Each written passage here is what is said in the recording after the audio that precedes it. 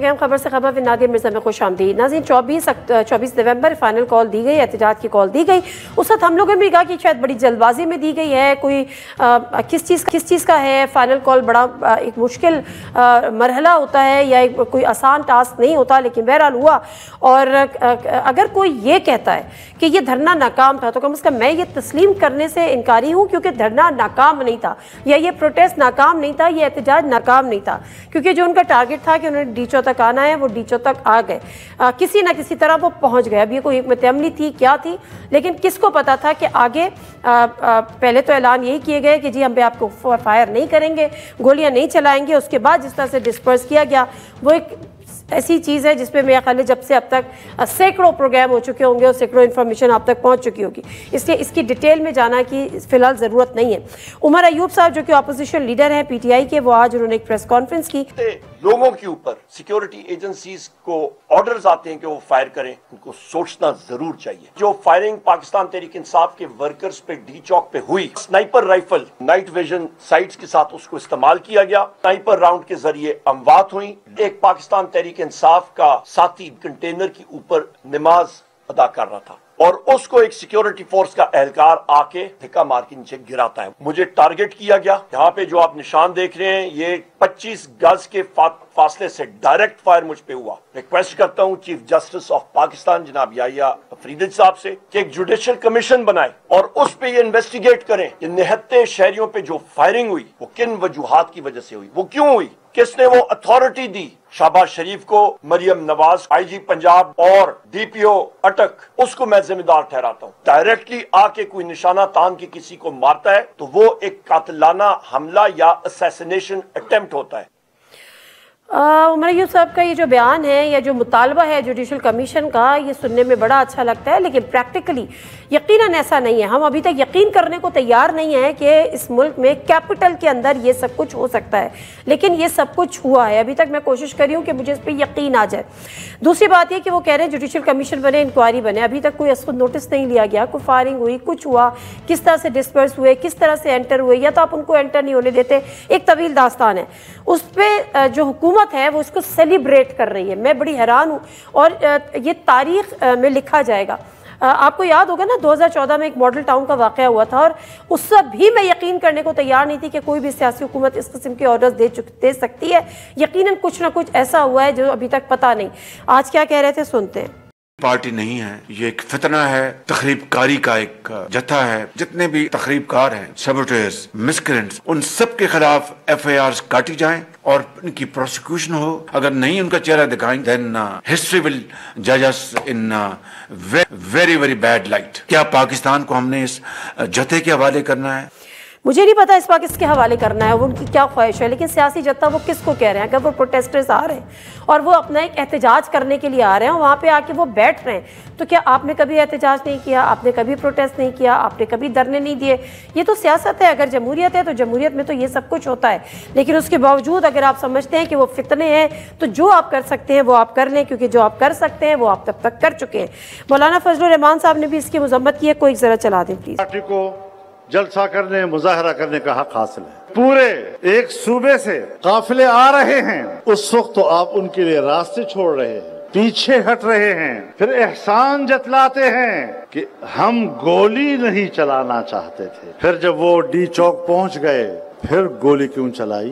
सियासी कारकुन थे, 2-4 रोज बैठे रहते तो बैठे रहते। हम इस हवाले से भी हुक्मरानों के इस पुरतशद्दुद रवैये की मजम्मत करते हैं। मौलाना फजलुर रहमान साहब को आपने सुना, इसमें कोई दो राय नहीं है कि शायद PTI को इतनी जल्दबाजी नहीं करनी चाहिए थी, PTI को या खान साहब को। मुझे नहीं पता कि 24 नवंबर की कॉल उन्होंने क्या सोच के दे दी थी कि सब कुछ उनको खुला मिल जाएगा, और जो उनके मुतालबात थे वो किसी सूरत कोई एक मुतालबा ऐसा नहीं था जो वो समझ रहे थे कि लोग यहाँ पर आएंगे, बैठेंगे और इमरान खान को ला के उनके दरमियान खड़ा कर देंगे, या 26 यानी तरमीम को रोल बैक कर लेंगे, या मैंडेट को उठा के प्लेट में रख के उनको वापस कर देंगे। लेकिन PTI ने यह किया और उसका जवाब उससे कहीं ज्यादा कड़ा आया। शेख फकास अकरम साहब से इस पर जरा गुफ्तगू करते हैं। जी अस्सलाम वालेकुम शेख फकास अकरम साहब। जी वालेकुम। शेख साहब बहुत शुक्रिया आपके टाइम का।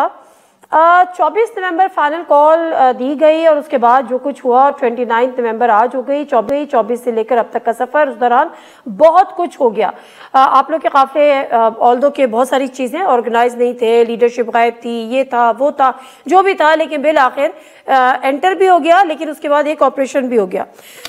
बहुत डिटेल में नहीं जाना चाहती। जब आप लोगों से बात होती थी तो आप लोग कहते थे हमारे पास प्लान ए भी है, प्लान बी भी है, प्लान सी भी है। आपको क्यों बताएं सर, ना आपका प्लान ए काम किया, ना आपका प्लान बी काम किया, ना आपका प्लान सी काम किया। वो कहाँ गए सारे प्लान्स जो आप लोगों ने सोच के रखे थे? और ये जो एक्सट्रीम हुआ, ये आप लोगों ने सोच के क्यों नहीं रखा था?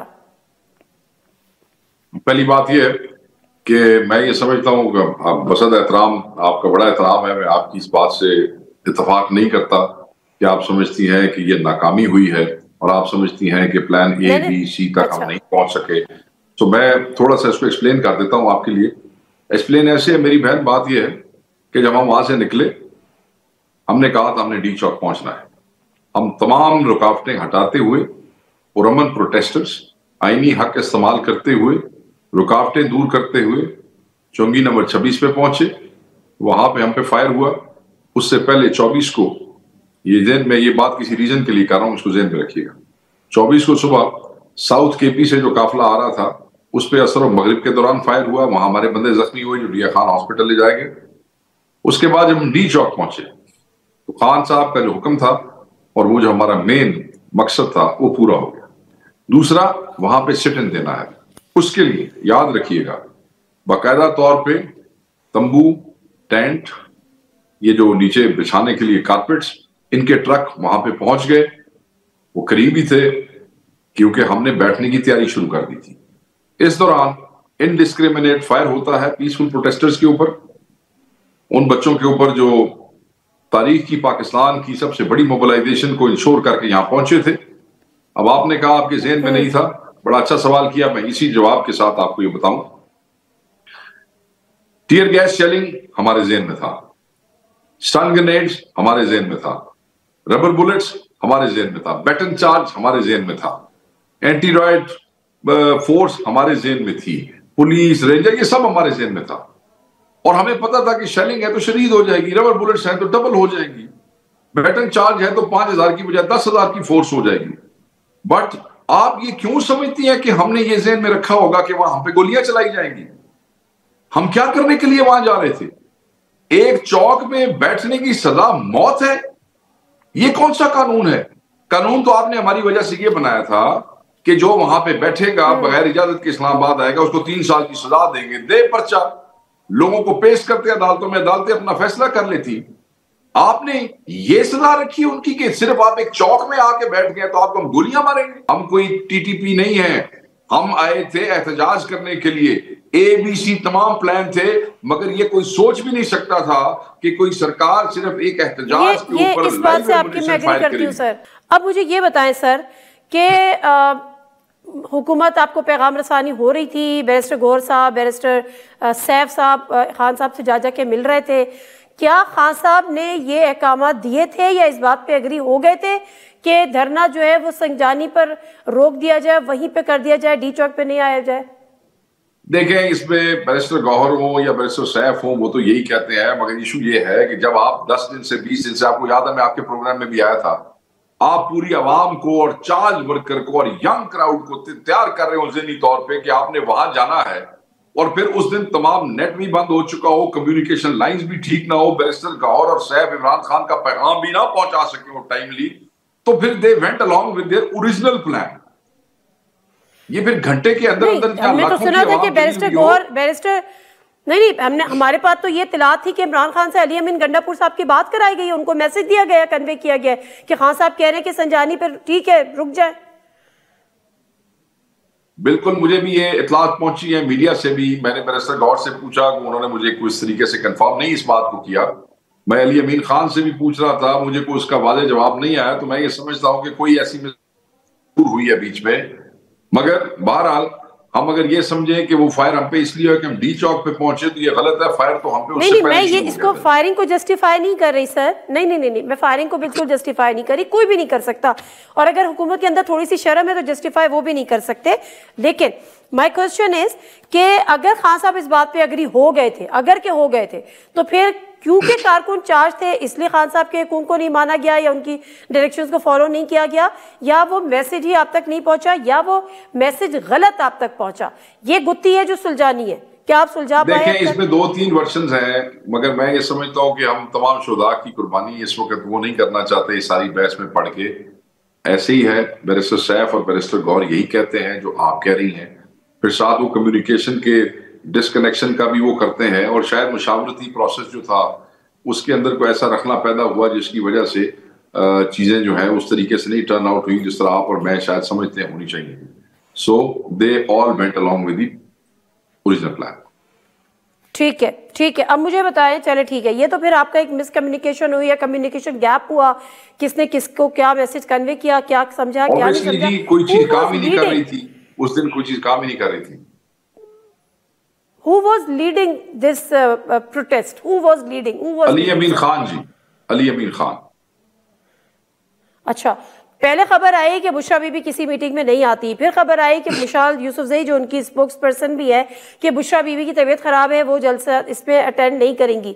बट जैसा ये काफिले चले, बुशरा बीबी साथ आई, और जो सूरत हाल लगी वो तो ये लगा कि बुशरा बीबी जो है वो अब इसको लीड कर रही है, कारकुनों से खिताब भी कर रही है। अली अमीन गंडापुर नहीं, बुशरा बीबी ने खुद कहा कि मैं एज एन एहतजाजी, क्योंकि वो ज़ौजा है इमरान खान साहब की, तो जहां वो कहते हैं कि हम लोगों को और उनकी फैमिलीज को एक्सपेक्ट करते हैं, तो she in the morning decided, we did not know, because जिस वक्त ये मिसाल वाली खबर चली, एक चैनल ने चलाई, पता नहीं एयरवाई ने या जियो ने किसने चलाई, मैंने फोन किया मिसाल यूसुफजई साहिबा को कि आपने ऐसी गुफ्तगू की है, तो आपने कैसे की है? तो उन्होंने कहा जी बिल्कुल ये खबरें गलत हैं, हमने ऐसी कोई बयान दिया ही नहीं है, ये सरासर गलत है।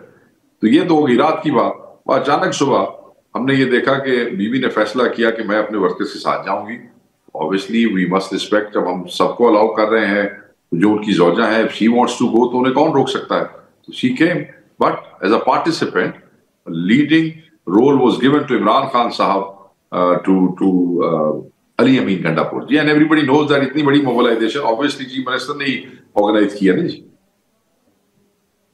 अच्छा, अब देखिए ना, ये तो चले एक तरफ हो गई, एक्सट्रीम एक एक्शन हुआ, nobody कैन एक्सपेक्ट दिस जो हुआ, और कोई भी नहीं कर रहा था, नहीं कर सकता था। बट अब जो हुआ है, जो काशिफ अब्बासी साहब ने भी कल अपने प्रोग्राम में खबर दी कि जब वो इजलास हुआ, मीटिंग हुई कल आई गेस या एक दिन कबल, जिससे बुशरा बीबी ने बड़ा जो है वो बड़ा एरोगेंट उनका एक बिहेवियर कह लीजिए, उन्होंने बेगैरत बेशरम जैसे अल्फाज इस्तेमाल किए, जिसका सलमान अकरम राजा ने रिबटल दिया कि जी I am not suppose to answerable to her, I am just answerable to Khan Sahab, और बहुत सारी ये चीज़ें हुई। तो अब आप कहेंगे शायद कि बुशरा बीबी ने ये भी नहीं कहा, इजलास में शिरकत की नहीं की, ये सुनना चाह रही हूँ। पहली बात तो ये है कि जो मेरे इल्म में ऐसी चीज नहीं है, क्योंकि मैंने 2 इजलास स्किप किए हैं। जिन इजलासों में मैं मौजूद था वहां पे तो पहली बात यह है कि बुशरा बेगम जो है, बुशरा बीबी वहां पे आई नहीं। इवन एक कल हमारी पॉलिटिकल कमेटी मीटिंग हुई है जिसमें बहुत से लोग फिजिकली भी मौजूद थे और बहुत से जूम पे थे, but she was not there, she didn't participate. लोग तो उसके बारे में भी कह रहे थे कि शायद बीबी जो है बात करेंगी। तो वहां तक आपने डायरेक्शंस की बात की है जो राजा सलमान अकरम साहब ने कहा है, तो letter and spirit is right, he is party secretary general who is answerable to the chairman and nobody else. ये कोई मोरूसी पार्टी तो नहीं है, ये तो एक खान साहब ने एक जमहूरी पार्टी बनाई है, they are all answerable to the chairman of the party. Sir, आपने बिल्कुल दुरुस्त कहा कि मरूसी पार्टी नहीं है।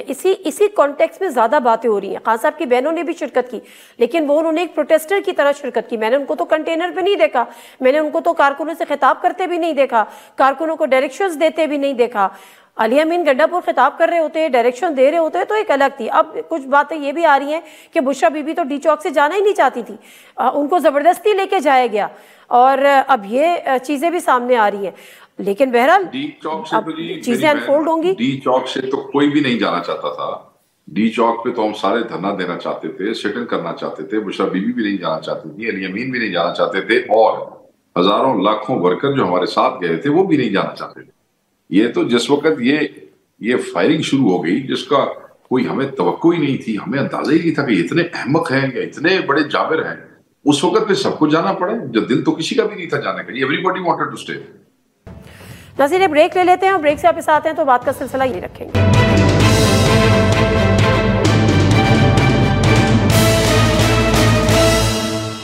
प्रोग्राम में एक दफ़ा फिर आपको खुशामदीद। सर, अब चारों तरफ खबरें ये हुई और बातें ये होने लगी कि पंजाब कहाँ था।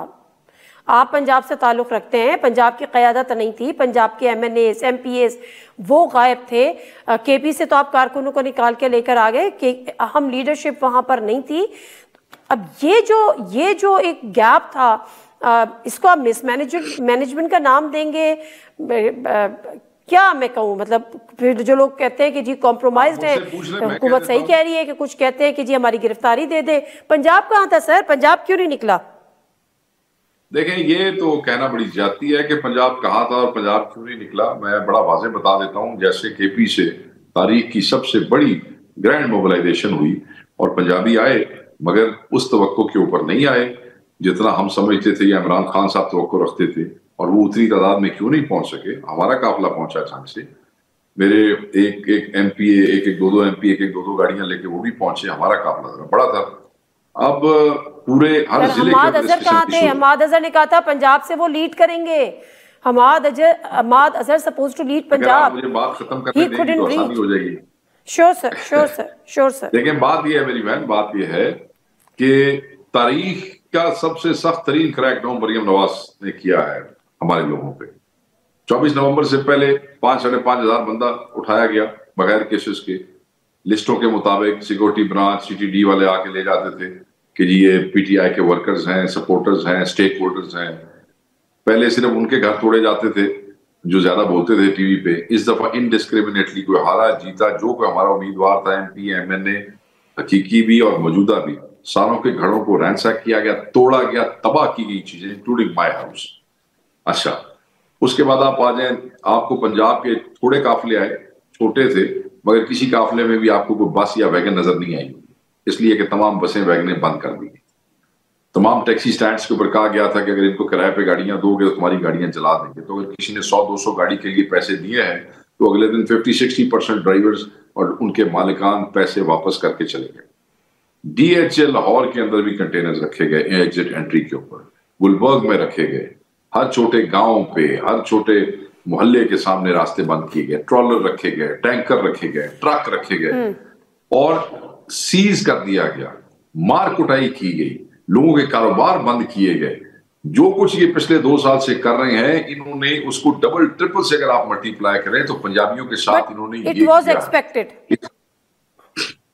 नॉट दैट मच, बिल्कुल एक्सपेक्टेड था। पंजाब से तो एक्सपेक्ट यही था, पंजाब से तो एक्सपेक्ट यही था, बट ऑफ कोर्स ये जो गन फायर हुए हैं और ये सारा हुआ है। इंज ना करो ना। अब उनके पास अगर ट्रांसपोर्ट नहीं है तो क्या फिर उनके पर निकल आएंगे और वो बेचारे आएंगे? मतलब इस बुनियाद पे कि उनके पास ट्रांसपोर्ट नहीं है, उनके रास्ते बंद किए गए हैं और उनका चीफ मिनिस्टर नहीं है।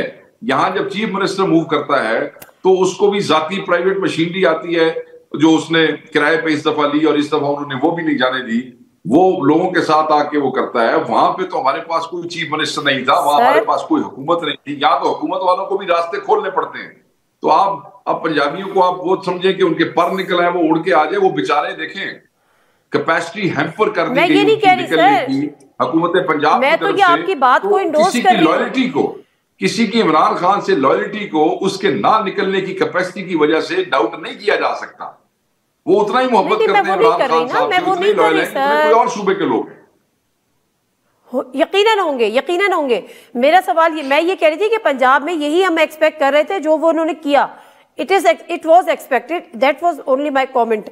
अब मुझे सिर्फ इतना बता दीजिए, कोई लिस्ट आप लोगों ने प्रिपेयर की है? कितने लोग मिसिंग हैं, कितने लोग जख्मी हैं, कितने लोगों की डेथ्स हुई हैं, कितने लोग गिरफ्तार हैं? Is there any list sir? हमने एक हेल्पलाइन जो है वो आज बना दी है, क्योंकि जो माहौल बना हुआ है चारों तरफ, उसमें इंफॉर्मेशन गैदरिंग हमारे लिए मसला हो रहा है। हम ये समझते हैं कि सैकड़ों मिसिंग हैं, जिसकी वजह से हमें अभी तक ये भी नहीं पता कि उनमें से कुछ लोग शहीद हो चुके हैं या कुछ लोग उठा के पुलिस ले गई है। तो इसी वजह से आज हमने 12 बंदों के नाम, कवायद, जनाजों की वीडियोस के साथ हमने वो लिस्टिंग और वो वीडियोस जो है आज रिलीज की है। फिल वक्त 12 है, क्योंकि आज से 2 दिन पहले तक सिर्फ 8 थे। जैसे जैसे जो शदीद जख्मी लोग हैं, जो बुलेट वुंड्स की वजह से वो जैसे एक्सपायर हुए, वो शहादतों की लिस्ट में आ गए, वो आगे चली गई। अब मिसिंग लोग भी हैं जो हमें पता नहीं है। सो 12 शहादतें कंफर्म है, सैकड़ों की रिपोर्ट है, मगर और ये 12 की डेड बॉडीज उनके लवाकिन को पहुंच गई सर? जी पहुंच गई हैं। जो 12वां था उसका आज रात 8 बजे जनाजा था जी। ताज वली उसका नाम था, वो 4 सदे का रहने वाला था। आज रात 8 बजे उसका, ठीक है, ये 12वां था। So okay fine, thank you sir, thank you very much, thank you sir, thank you very much Sheikh Waqas Akram Sahab. बात हो सकती थी, वक्त की कमी का हमेशा सामना रहता है, लेकिन बहरहाल ये बात उनकी दुरुस्त है कि नाकाम धरने को नहीं कहा जा सकता। नाकाम उस वक्त होता है जब वो इस्लामाबाद में एंटर ही नहीं हो पाता और पुलिस फोर्स के आगे वो ढेर हो जाता। वो तमाम रुकावटें करके अंदर आए, लेकिन उसके बाद किसी को नहीं पता था, किसी का अंदाज़ा नहीं था कि ये होगा। ब्रेक ले लेते हैं, ब्रेक से वापस आते हैं। फवाद चौधरी साहब हमारे साथ मौजूद होंगे। क्या कोई ना कोई कमी रह गई इस मौजूदा क़यादत में? पार्टी को सही से नहीं संभाल पा रही, पार्टी के जो अंदरूनी इख्तिलाफात हैं वो इस वक्त इंतहाई उरूज को पहुंच चुके हैं। हाल क्या है, फवाद चौधरी साहब से जानते हैं।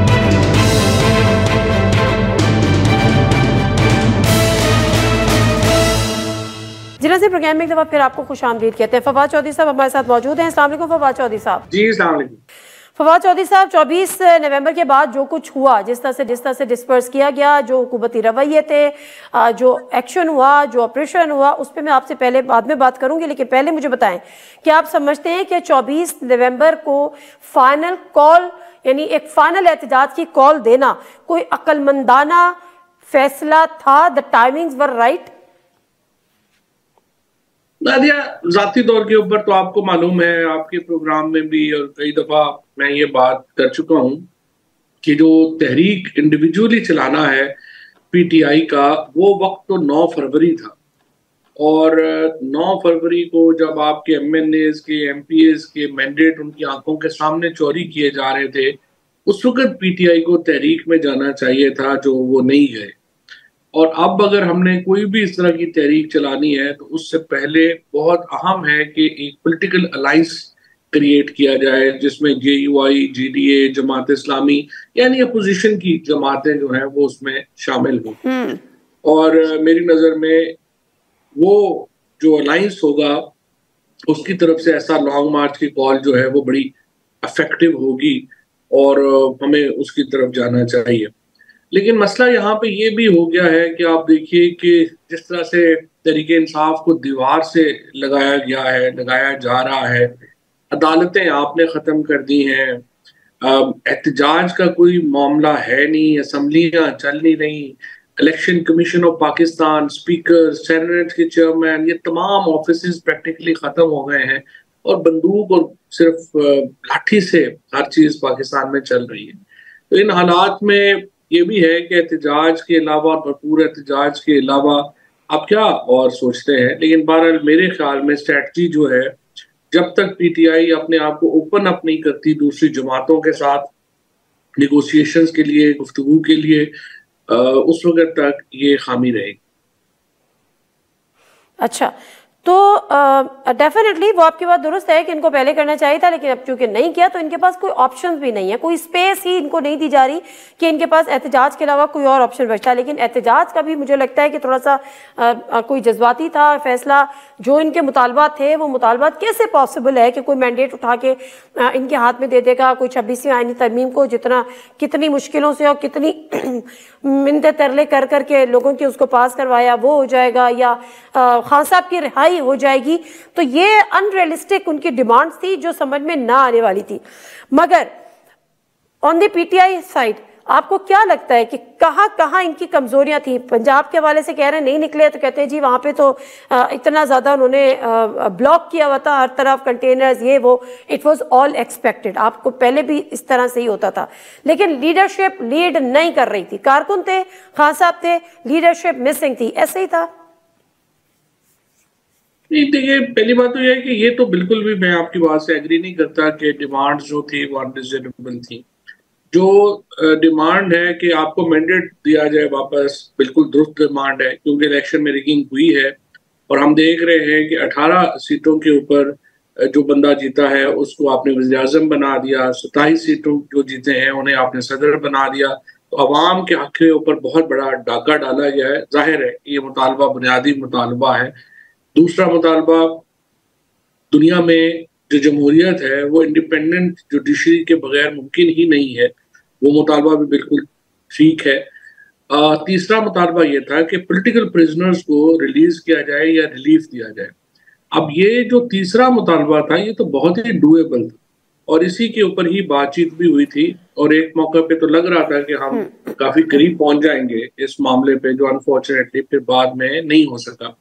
लेकिन मेरी नजर में ये मुतालबा एक ऐसा था कि जो बड़ा होने वाला भी था और उसको होना भी चाहिए था, बट बदकिस्मती से हम उसको आगे एंड नहीं हो सका इसका। तीसरी बात ये कि अनरियलिस्टिक मैं इसलिए कह रही हूँ, नहीं सॉरी चौधरी साहब, मैं आपकी बात काट रही हूँ। अनरियलिस्टिक मैं इसलिए कह रही हूँ कि इस किस्म के प्रोटेस्ट आप आके बैठ जाएं, 126 दिन का धरना दिया था ना, हुकूमत नहीं गिरा सके, तो इस किस्म के जब प्रोटेस्ट आके लोग बैठ भी जाते हैं तो जाहिर सी बात है पॉसिबल नहीं था। But as far as the political prisoners की रिहाई कंसर्न है, क्या ये बात दुरुस्त है? कई जगहों पे ये चली, जिस तरह से आप कह रहे हैं कि ये डूएबल था और होने भी वाला था, कि यास्मीन राशिद साहिबा को कोट लखपत से जो है वो शायद शौकत खाना मुंतकिल कर दिया है और कोई थोड़ा सा कहीं बर्फ पिघल रही है, इस किस्म की जो खबरें आ रही थी उसमें कोई रियलिटी थी सर?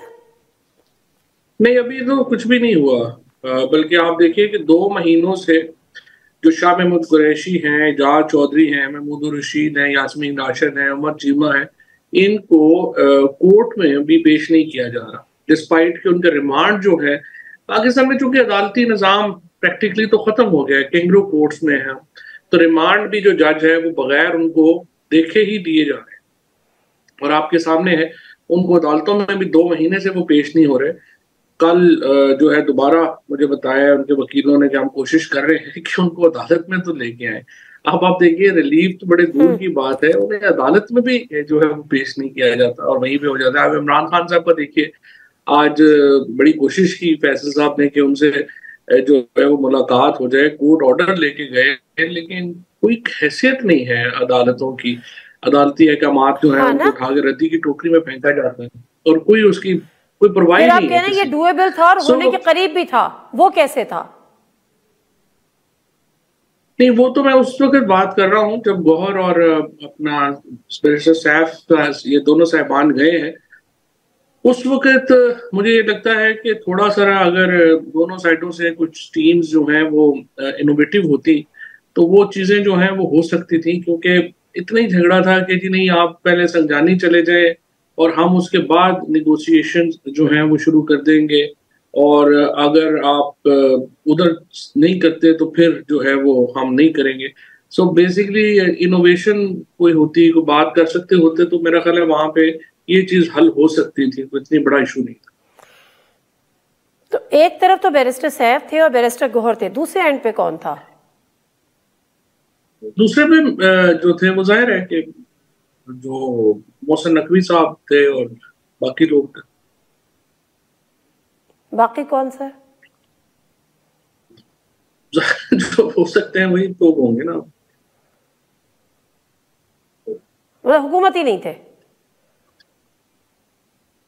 इनकी भी थोड़ी बहुत रेलिवेंस थी, मतलब अयाज सादिक साहब ने एक मीटिंग की, राना सनाउल्लाह साहब वगैरह जो थे उनकी ख्वाहिश थी कि ये हो जाए। देखिए ना, असल में ये भी एक प्रॉब्लम है ना, लोग इतने वाकिफ नहीं है एक दूसरे के या उस तरह नहीं है। टू बी फेयर विद, मैं समझता हूँ कि पीपल लाइक राना सनाउल्लाह और ये जो लोग हैं, इन लोगों के साथ बातचीत हो सकती है। अयाज सादिक साहब हैं, राना सनाउल्लाह हैं, ये लोग हैं जो कि आजम नजीर तारड़ हैं, ख्वाजा साद रफीक हैं। ख्वाजा साद रफीक हैं। ख्वाजा साहब तो वो पार्लियामेंट में नहीं है ना, इसलिए मैंने उनका नाम नहीं लिया, वरना वो तो जाहिर है पार्लियामेंट में नहीं, और उनकी वो है, और नून लीग में तो उनकी है। ये वो समझदार लोग हैं जिन पे सब कुछ बीती हुई है और वो समझते हैं कि अगर हम मामला को एक हद से आगे लेके जा रहे हैं तो मुल्क के लिए कितना नुकसान हो रहा है और चीजें हो रही हैं। तो नून लीग में भी लोग हैं, पीपल्स पार्टी में भी लोग हैं जिनको ये एहसास है कि मुल्क तो तबाही के दहाने पे जा रहा है और वो अपनी कोशिश करना चाहते हैं संजीदा इस मामले में। वैसे मुख्तसर सा ब्रेक, वापस आते हैं, स्टे विद अस।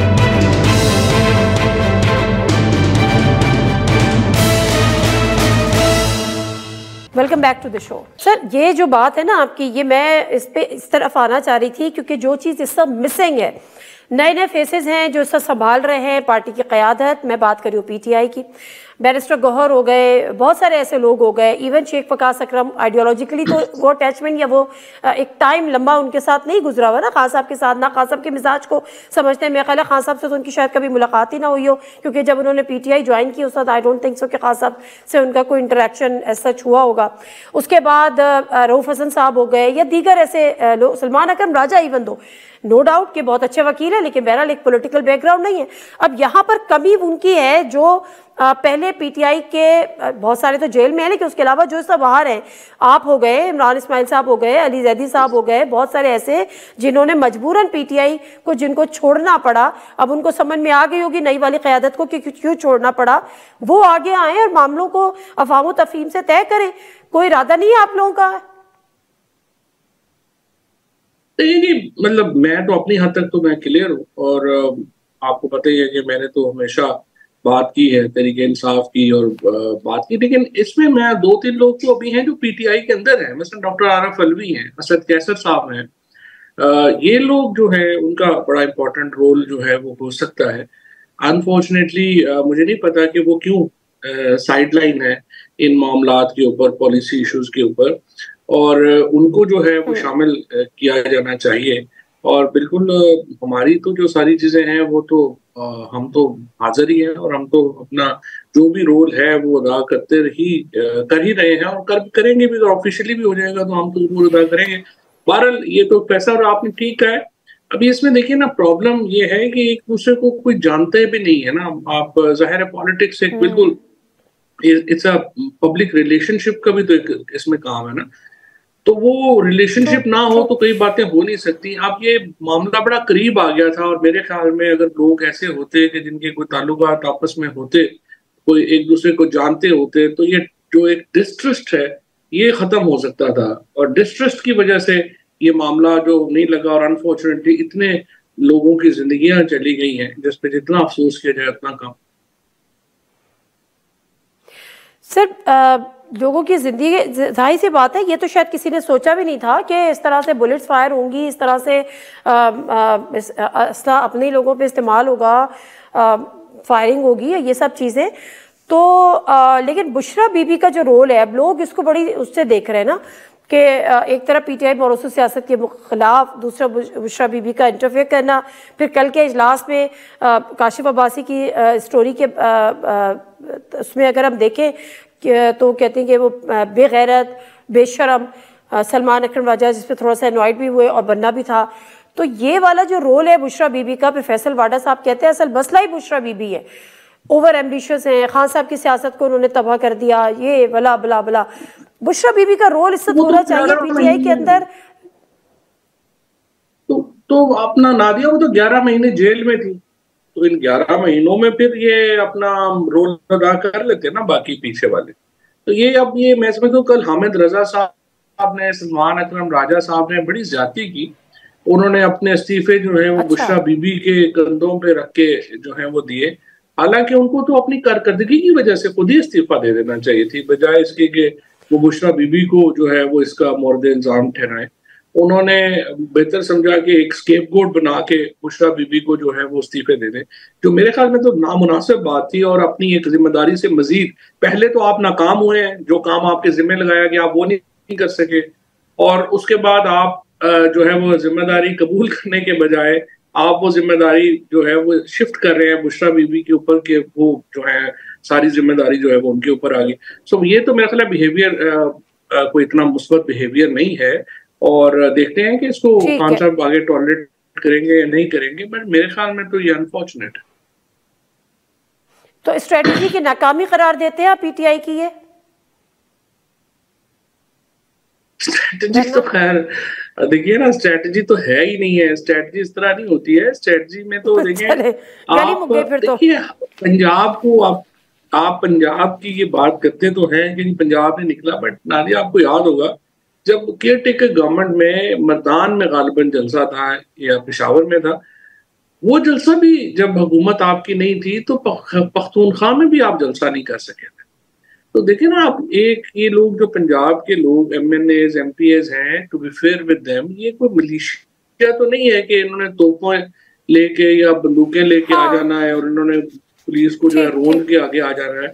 इनकी लिमिटेशन है। हाँ, इनकी गलती क्या है? गलती इनकी ये है कि जब बुशरा बीबी ने पेशावर में इजलास किया और उन्होंने कहा कि हर आदमी 10,000 आदमी लेके आए और किसी को कहा कि वो 5,000 लेके आए, उस वक्त इम्पोर्टेंट ये था कि आप बताते कि जी ये मुमकिन नहीं होगा हमारे लिए फिलहाल इतने लोग लेके आना।